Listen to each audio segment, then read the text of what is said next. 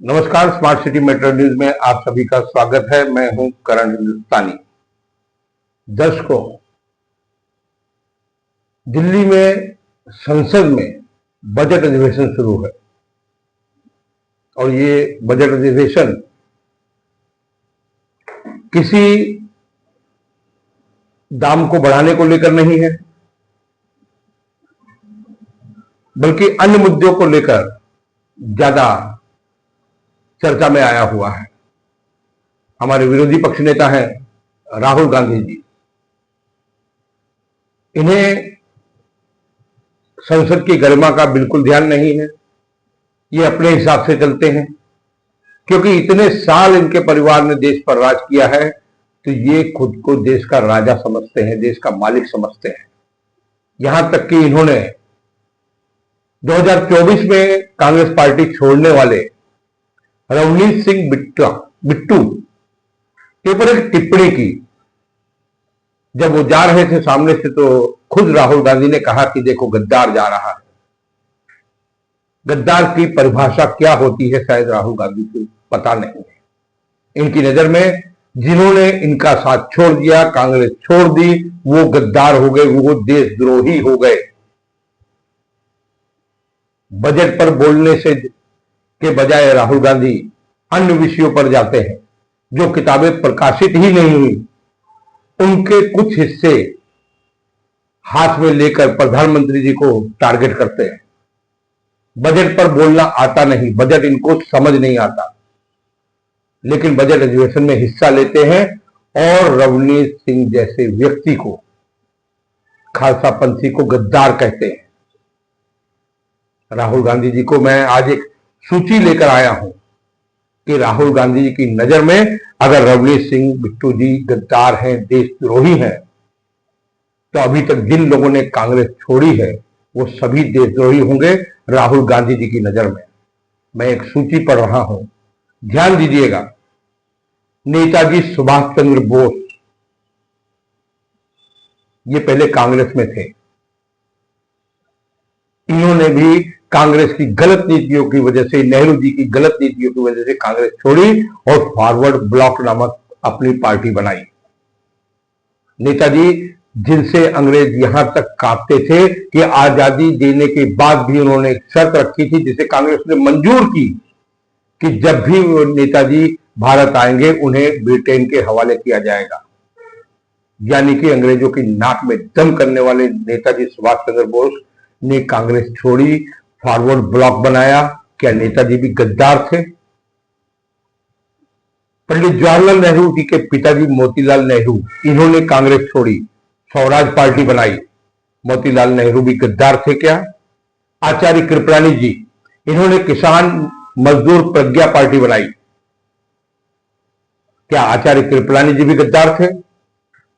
भारत रत्न, जिन्हें हम विश्व रत्न कहते हैं, महामानव कहते हैं, हमारे भारतीय संविधान के रचयिता, संविधान समिति के अध्यक्ष डॉक्टर भीमराव अंबेडकर, इन्होंने भी कांग्रेस की नीतियों से खफा होकर कांग्रेस पार्टी छोड़ी और रिपब्लिकन पार्टी ऑफ इंडिया बनाई। क्या राहुल गांधी जी की नजर में अंबेडकर जैसा व्यक्तिमत्व भी गद्दार है, देशद्रोही है? मोरारजी देसाई, जनता पार्टी बनाई। जगजीवन राम, जिनकी कुंडली में कांग्रेस ने लिख दिया था कि इन्हें कभी प्रधानमंत्री नहीं बनाया जाएगा, क्योंकि जगजीवन राम एक दलित थे, इन्होंने कांग्रेस फॉर डेमोक्रेसी नामक पार्टी बनाई थी। चंद्रशेखर, देश के ऐसे पहले प्रधानमंत्री जिन्होंने प्रधानमंत्री बनने से पहले किसी राज्य में या केंद्र में कभी मंत्री पद का उपभोग नहीं किया, कभी मंत्री नहीं रहे, लेकिन जब वो पार्लियामेंट में बोलते थे तो पिन ड्रॉप साइलेंट होता था, मुद्दे पर बात करते थे। देवीलाल जी, हरियाणा से, उन्होंने लोकदल बनाया। वीपी सिंह ने कांग्रेस छोड़ी, वित्त मंत्री रह चुके थे, रक्षा मंत्री थे, मिस्टर क्लीन कहलाते थे। विश्वनाथ प्रताप सिंह, जो राजा मांडा भी कहलाते थे, उन्होंने जनता दल बनाया कांग्रेस पार्टी छोड़कर। और राहुल गांधी जी, आपकी दादी जी ने भी कांग्रेस छोड़ी थी, अखिल भारतीय राष्ट्रीय कांग्रेस पार्टी छोड़ी थी और इंदिरा कांग्रेस बनाई थी। आप इतिहास पढ़िए, इंदिरा गांधी भी क्या गद्दार थी? ममता बनर्जी पश्चिम बंगाल में मुख्यमंत्री हैं, कम्युनिस्टों का साढ़े तीन दशकों का इतिहास, सत्ता तोड़कर उन्होंने आज राज कर रही है, तृणमूल कांग्रेस बनाई। शरद पवार महाराष्ट्र की राजनीति के एक चाणक्य माने जाते हैं। उन्होंने कांग्रेस पार्टी छोड़ी क्योंकि आपकी मां की नीतियों की वजह से उन्हें कांग्रेस छोड़ना पड़ा, उन्हें कांग्रेस छोड़नी पड़ी। उन्होंने राष्ट्रवादी कांग्रेस पार्टी बनाई। सभी जानते हैं कि शरद पवार ने कांग्रेस पार्टी क्यों छोड़ी। जगनमोहन रेड्डी वीएसआर कांग्रेस पार्टी बनाई इन्होंने, ये भी गद्दार थे आपकी नजर में, और बरसों आपके साथ कंधे से कंधा मिलाकर चलने वाले जम्मू कश्मीर के गुलाम नबी आजाद ने पार्टी छोड़ी और डेमोक्रेटिक आजाद पार्टी बनाई। ये सब गद्दार थे आपकी नजरों में, क्योंकि आपकी कांग्रेस पार्टी इन्होंने छोड़ दी। राहुल गांधी जी, आप नेता प्रतिपक्ष हैं, आपको बोलते समय संयम रखना चाहिए। आपने जिस रवनीत सिंह बिट्टू को गद्दार कहा है, उस कौम का, जिस कौम से वो आते हैं, खालसा पत्ती से, उस कौम का इतिहास आपको पता है, जिन्होंने अपने लिए नहीं, देश के बहुसंख्यक हिंदुओं के लिए खालसा पंथ की स्थापना हुई। 10 गुरुओं का इतिहास ले लीजिए, आपको सब समझ में आ जाएगा। आपकी मां ने तो स्वर्ण मंदिर में फौजें घुसवाई। भिंडरा वालों को पैदा करने वाले, भिंडरा वालों को सबसे ज्यादा आगे करने वाली आपकी दादी इंदिरा गांधी थी। ऑपरेशन ब्लू स्टार किया गया और उसे भी अधूरा छोड़ा गया। आपके पिताजी जब गद्दी पर आकर बैठे, गद्दी पर आकर बैठने के बाद उन्हें ऑपरेशन ब्लैक थंडर करना पड़ा। जब ऑपरेशन ब्लू स्टार हो गया था, ऑपरेशन ब्लैक थंडर करने की जरूरत क्या थी, ये आप अच्छी तरह से समझते हैं। मैं तो धन्यवाद दूंगा उद्धव बाला ठाकरे की उस महिला सांसद को, जिसने आपकी नीतियों को, आपकी मंशाओं को उजागर किया और उस गंदी मंशाओं में शामिल होने से खुद को इनकार कर दिया। और उन्होंने लोकसभा के अध्यक्ष को बताया कि अगर आज प्रधानमंत्री बजट अधिवेशन में आके अपना विचार रखते हैं तो उनके साथ क्या किया जाएगा। सूत्रों से जो जानकारियां आ रही है वो ये था कि आपकी कुछ महिला सांसद मिलकर प्रधानमंत्री जी के सामने इस तरह का बर्ताव करने वाली थी जिससे देश की गरिमा, देश की लोकसभा की, देश की संसद की गरिमा तार तार हो जाती। आप खुद को इस देश का राजा समझते हैं, ऐसा नहीं है। लोकतंत्र आ चुका है, लोकतंत्र है। जब आप जीतते हैं तो किसी मशीन में, वोटिंग मशीन में खराबी नहीं होती। जब आप हारते हैं तो वोटिंग मशीन में खराबियां होती हैं। आप खुद अपने मन में सोचिए कि आपकी कांग्रेस क्या करना चाहती है। आपको और सूची देता हूं, एक सूची और देता हूं। ज्योतिरादित्य सिंधिया, इन्होंने कांग्रेस की नीतियों से तंग आकर आपकी वो कहते हैं कि तानाशाही से, कांग्रेस के लीडरों की तानाशाही से आकर कांग्रेस छोड़ी। हेमंत बिस्वा, जितिन प्रवास, RPN Singh, Tom वड़क्कम, Sunil Jakhar, Narayan Rane, Ashok Chauhan, Rita Bahuguna Joshi, Jagdambika Pal, SM Krishna और ऐसे अनगिनत लोग हैं जिन्होंने कांग्रेस छोड़ी। क्योंकि देश जानता है, जब से डिजिटल मीडिया आया है, पिछले 2014 से पहले तक देखा कि प्रधानमंत्री मनमोहन सिंह से जब मिलने कोई विदेश से शिष्टमंडल आता था तो आपकी माता श्री सबसे पहले जाके उनसे विदेशी शिष्टमंडल से हाथ मिलाती थी। उसके बाद मनमोहन सिंह, जो देश के प्रधानमंत्री 10 साल रहे, जिन्हें अर्थ विशेषज्ञ कहा जाता है, जो वित्त मंत्री रहे, रिजर्व बैंक के गवर्नर रहे हैं हिंदुस्तान के, वो पीछे खड़े रहते थे। उन्हें पीछे धकेल कर मानो वही प्रधानमंत्री हो सोनिया गांधी, उस तरह से विदेशी मेहमानों से हाथ मिलाया जाता था। सोनिया गांधी तय करती थी कि भारत की नीतियां क्या होंगी, जबकि वो किसी पद पर नहीं थी, एक मामूली सांसद थी। ये आप अच्छी तरह से जानते हैं। आपके पिताजी ने जब कहा, प्रधानमंत्री बनने के तुरंत बाद सिखों का नरसंहार दिल्ली में करवाया।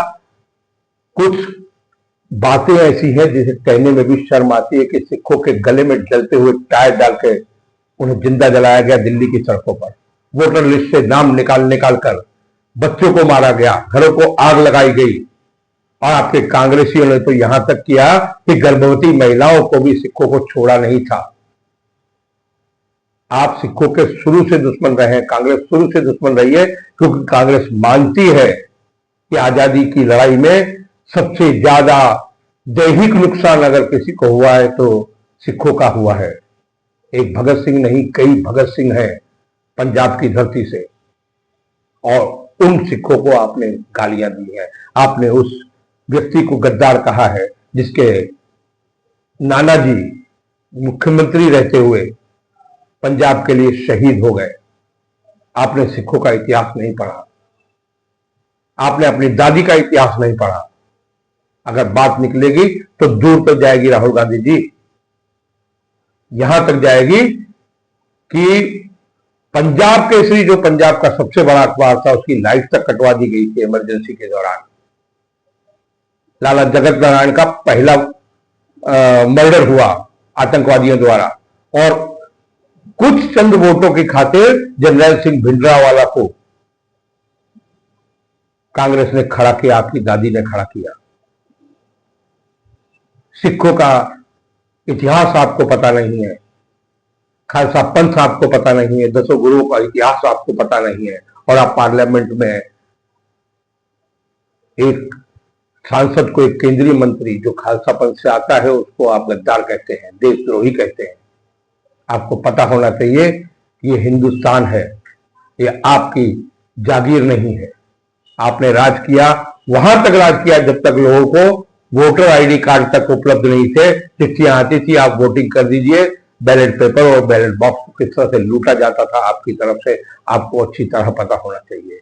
इतिहास उठाइए। देश के प्रधानमंत्री पर उंगली उठाने से पहले, उन पर लांछन लगाने से पहले, आप देखिए कि जिन्हें आप देश का पहला प्रधानमंत्री कहते हैं, वो जवाहरलाल नेहरू किस तरह से प्रधानमंत्री बने थे। यदि वक्त आया तो स्मार्ट सिटी मेट्रो न्यूज के जरिए आपको एक एक इतिहास बताया जाएगा कि किस किस तरह से क्या क्या हुआ। इसलिए फिलहाल मैं स्मार्ट सिटी मेट्रो न्यूज में इतना ही कहूंगा कि राहुल गांधी जी, आप नेता प्रतिपक्ष हैं, महिलाओं को आगे कर देश की गरिमा में सदन को बदनाम मत कीजिए। प्रधानमंत्री पर लांछन लगाने से पहले यह सोचिए कि आप हिंदुस्तान के देश के प्रधानमंत्री पर लांछन लगा रहे हैं, वो किसी भी दल के हों।